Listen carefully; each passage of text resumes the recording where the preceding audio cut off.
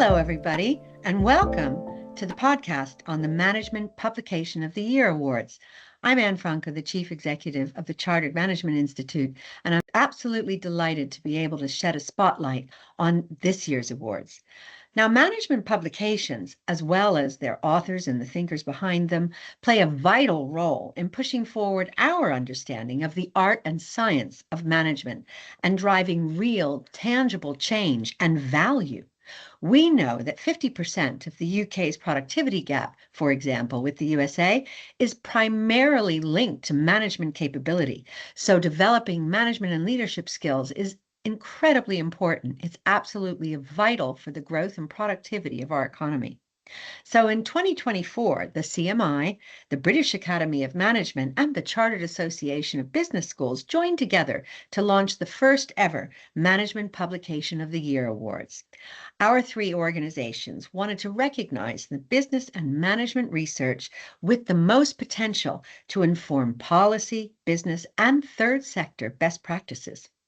We're delighted to announce that the Management Publication of the Year Awards will be back for 2026 and will celebrate meaningful, applicable, impactful research in association with the British Library. Today, I'm joined by fellow leaders of the organizations behind this initiative. So let me introduce our two guests. Welcome to Professor Stewart Robinson. He's chair of the Chartered Association of Business Schools Council and is the Dean and Professor of Operational Research at Newcastle University Business School. A warm welcome, too, to Professor Katy Mason. She's the president and former chair of the British Academy of Management and is pro-vice chancellor and dean of the business school at the University of Salford. Welcome to both of you, and thank you again for joining me on this podcast as we outline and celebrate the Management Publication of the Year Awards 2026. Over the next 30 minutes or so, we'll have a chat about the vision behind this award, what success looks like, and why it matters. So with that in mind, let's get started. My first question is, what is your vision for these awards, and what long-term impact would you like the Management Publication of the Year Awards to have? Perhaps we could start with you, Stewart. Thank you, Anne, and thank you for your welcome to this podcast. For me and for the Chartered Association of Business Schools, these awards celebrate the critical importance of business school research in informing policy making and business practice.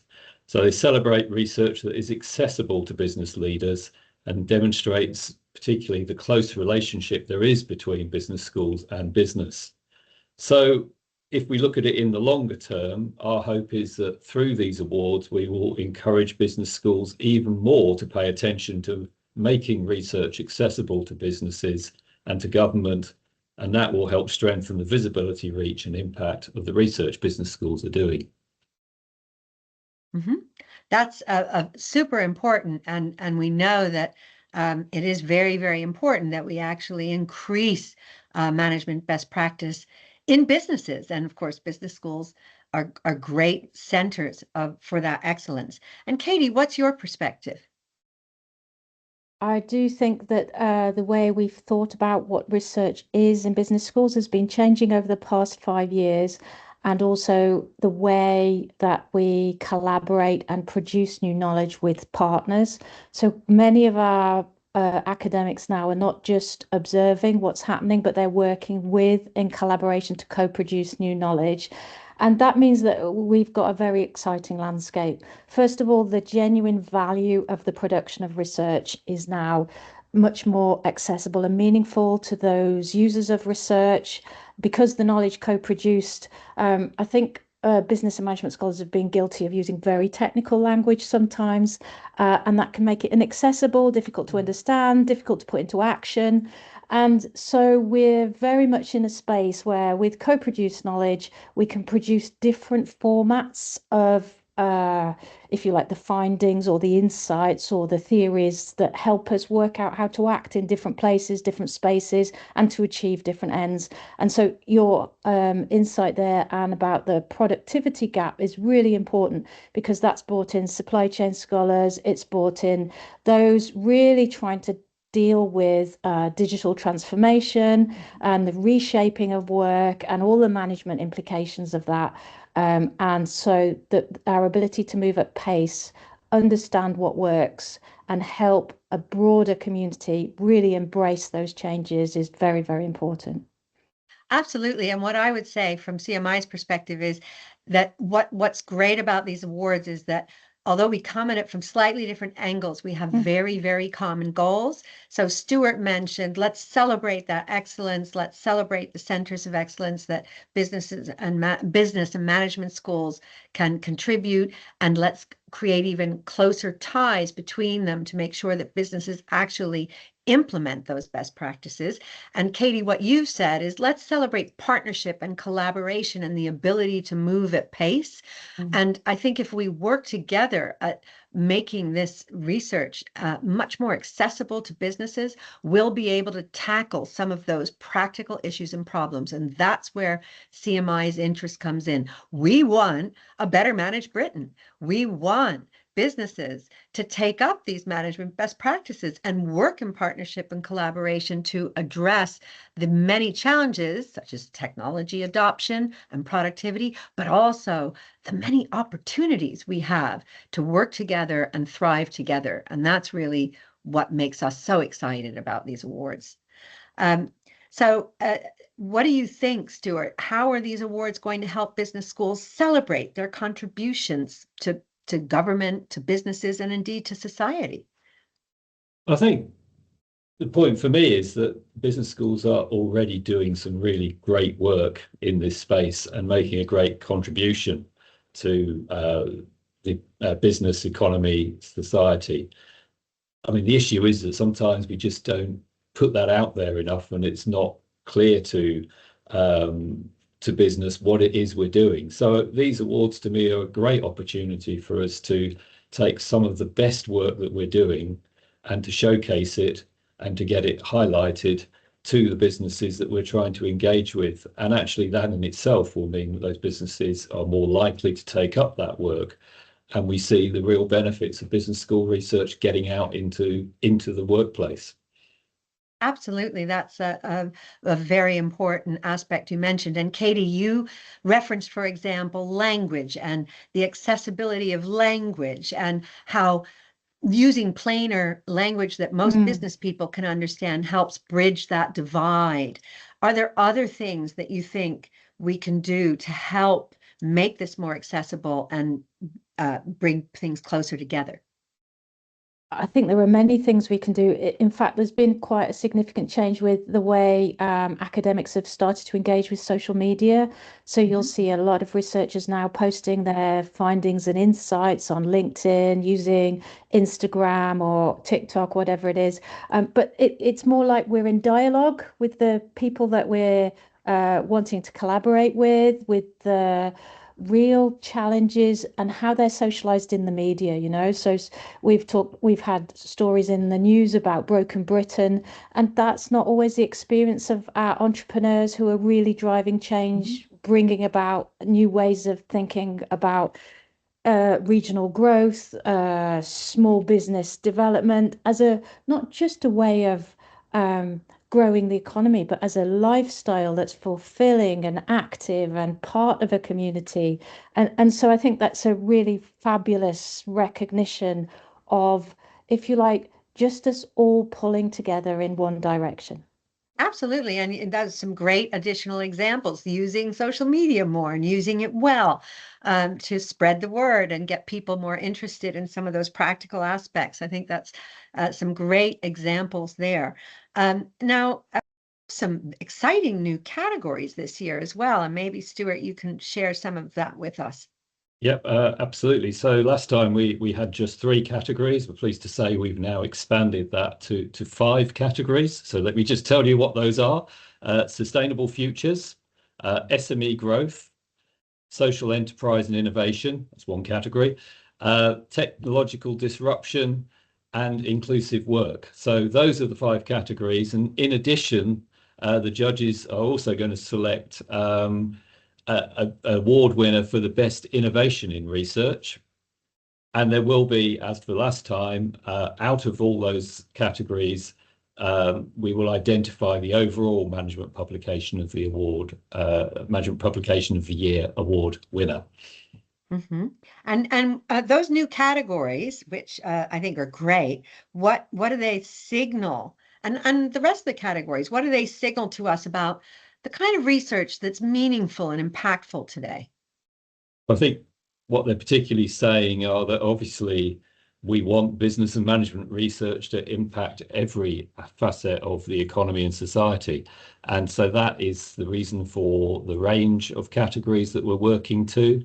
And I think particularly those categories highlight areas which are particularly important for the economy and society at this time. So, for example, raising productivity and competitiveness across the private, public and third sectors is a key need for the UK, particularly at this time. Leveraging and commercialising the UK's science and technology assets is of vital importance, and also informing government policy and management practice on issues that matter is another area that is vital importance.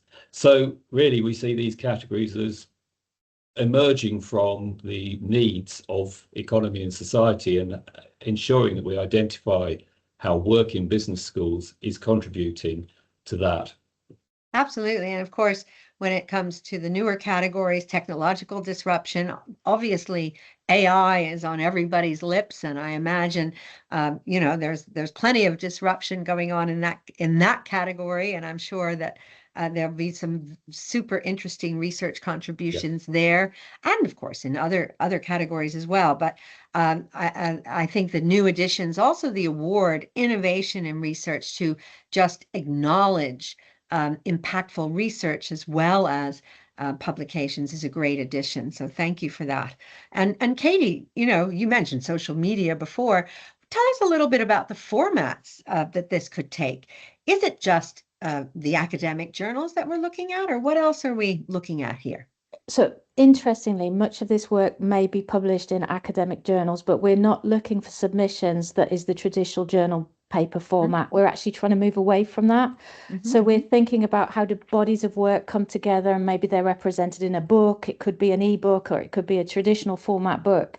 But also I'm very aware of how managers are, if you like, confronted with the constraints and demands on their time.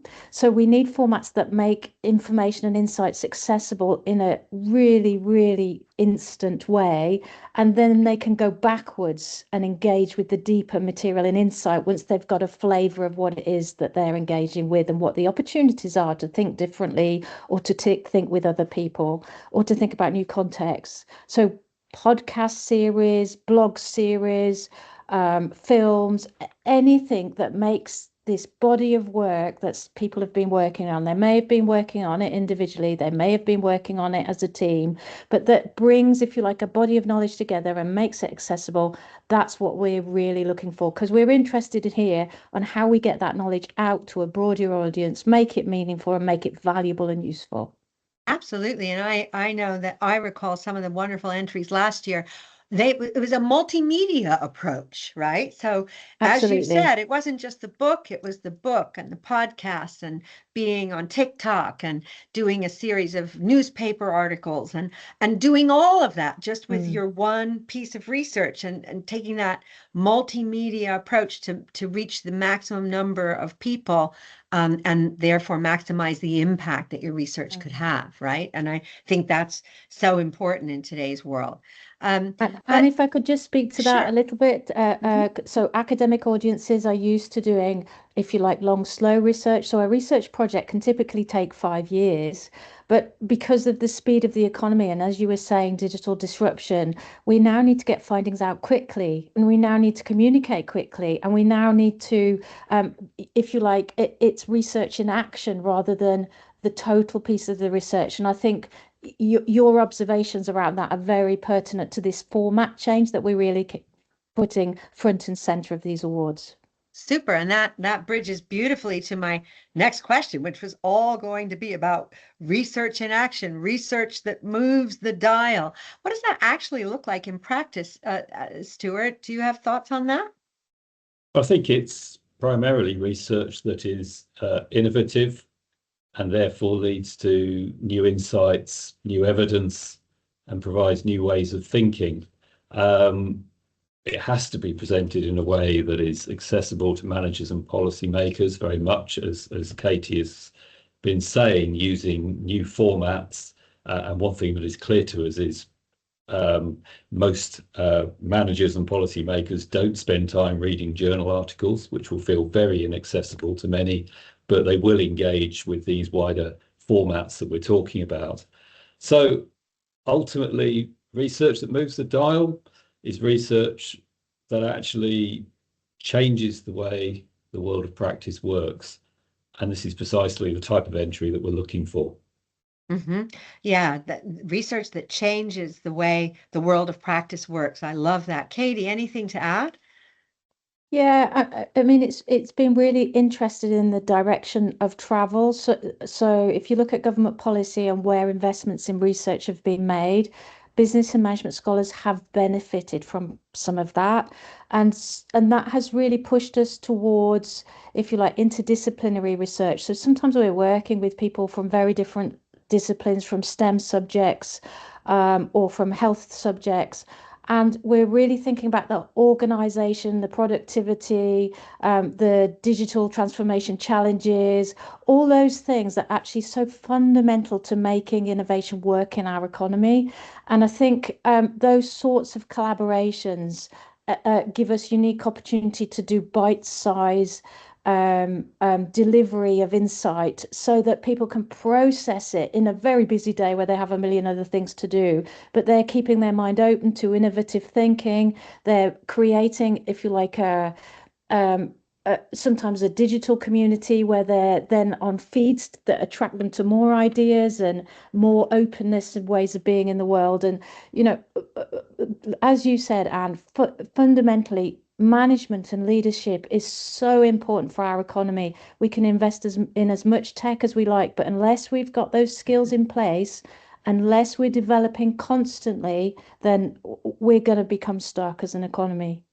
Absolutely. And just to build on a couple of your points, excellent points, that cross-functionality you mentioned, right? Because most problems today are extremely complex. You can't just solve them by looking at them through one lens of one discipline or one academic department. You really, just like in businesses and in government, you need that cross-departmental collaboration. And I think that that's an incredibly exciting trend. And the other word you mentioned is community. And the other great thing about today's world is that research that moves the dial, yes, it changes the way practice works, as Stewart said. How does it do that? By inspiring collaboration cross-functionally, right? And building communities of practice behind it. That's how we change how practice works. So really interesting comments. Thank you. Now, for entrants, what would your advice be? How would you advise them to prepare and make the most of the process? And maybe comment as well, what most stood out to you about the 2024 award categories and overall winners? Stewart? Yeah, so I mean, I think for academics, they'll be very familiar with this. The underlying research needs to be rigorous, so it must demonstrate originality, must demonstrate significance, and it must demonstrate rigor. So that's the starting point for entrants to be thinking about how well their work matches that. But overlaid on that, and particularly important for these awards, is about the relevance of their work to practice and about its potential, certainly for impact on practice. And that is primarily what we're going to be judging, is how those findings, that underlying research, is actually being translated and being used in practice. And I think just to give, referring back to the 2024 awards, it was I would say the actual award ceremony at the British Library was a great event with many people there. And what I found particularly exciting was the three awardees on that occasion. It worked for me. I didn't know about their work until it was presented there, and that highlighted to me work that I wasn't aware of. And you think that multiplied across everybody who engaged with the awards last year. And if I particularly highlight the overall winner, Elizabeth Keelan, who who won the award for her work on a book called Men Stepping Forward, which was research on equity, diversity and inclusion in organisations and the role of male leaders in achieving that, particularly in the case of gender. If I reflect on it myself, I'm a male leader in a reasonably large organisation. First thing I did after that was go and buy the book and read it. And it certainly influenced my thinking. So what I can say in terms of the success, there's an example of how one of the winners impacted practice. You'd have to ask my own organisation how successful it was, but well, there you go. There's a follow-up for you, Stewart. Yeah. Okay, well, why don't you just go back and say, hey, have you noticed any difference in my behavior since I attended those awards last year and looked into the winner? And she gave a wonderful impromptu interview as well, because obviously she didn't know that she was going to win. So it's a great example. And Katy, when you reflect back on the 2024 awards, what stands out for you? Just the breadth of excellent research that's going across business and management at the moment, and the care within which that's being done. So I think there's a much, much greater awareness in the business community around people and planet. We need better ways of organising that are more inclusive for an everyone economy. We need to do it in a way that's sustainable for our planet, so we don't extinct the human race, let alone the other species that we've already done damage to. And those challenges are systemic and complex and absolutely require collective action and community. And I think the work that the British Academy of Management is doing to support collaborative scholarship and engagement with practice, the work that the Chartered Association of Business Schools is doing to support business schools in scaffolding these changes and opening us to different publics, different stakeholder groups, so that we're doing this engaged and collaborative research, which is expensive and extremely demanding. And then on top of that, the Chartered Management Institute, with its an amazing reach and network of practitioners who are open-minded and are always progressive. I just think it's such a powerful triangle to really, really support green, inclusive growth in our economy. Yeah, and I remember very well the winner in that the sustainability category, and that was that multimedia approach I was referring to, and it was an incredibly original piece of work. And what I remember so fondly about those 2024 awards, and you've both touched on it, but it's just the bringing together of that community, right? And I think that having the quality and caliber of the judges that we had, really leading practitioners like your own chair of the SBC Small Business Charter, Byron Dixon, who owns a very successful SME, as a wonderful example of, the unification, like bringing together the community of practice and of management and business schools. And we have people like we had people like our president-elect, James Reed, who is the founder of the largest recruitment business, privately held recruitment business in Europe. So some very high caliber practitioners who immediately could take on those ideas. And I know, Stewart, for a fact that James did the same thing you did. James Reed told me that he went out and bought the book, Men Stepping Forward. And so when I see him, I'm going to ask him, and what has the impact been? Just because I think it's a great story that you shared of what you did after those last awards. So finally, what's your call to action for the people that might be interested in being considered for these awards? Maybe start with you, Katy.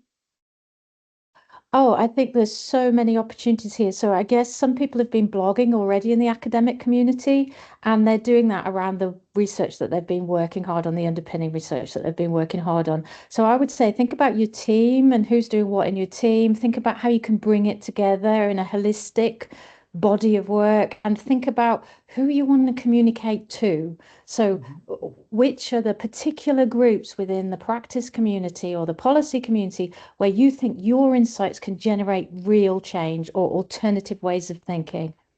So that's a great build you've made there, Katy. What you're saying is think about your target audience, Exactly. right? And in businesses, we always have to think about who, and then when you're a manager and you're communicating, who's my target audience? Who's this presentation for, right? And so I think that's an excellent piece of advice. Thanks for sharing that. And Stewart, what about you?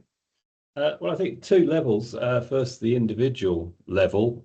What a great opportunity to get your work highlighted. Whether you win or not, it's getting your work out there and highlighting the great research that you do.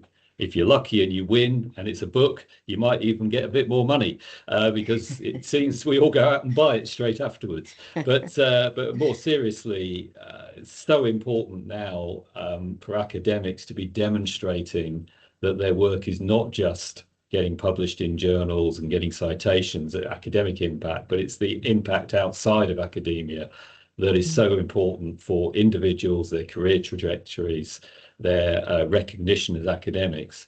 And then at the business school level, I just say to deans of business schools and leaders of business schools, what a great opportunity to encourage those individuals within your school who are doing great work to get it highlighted, to get entries in.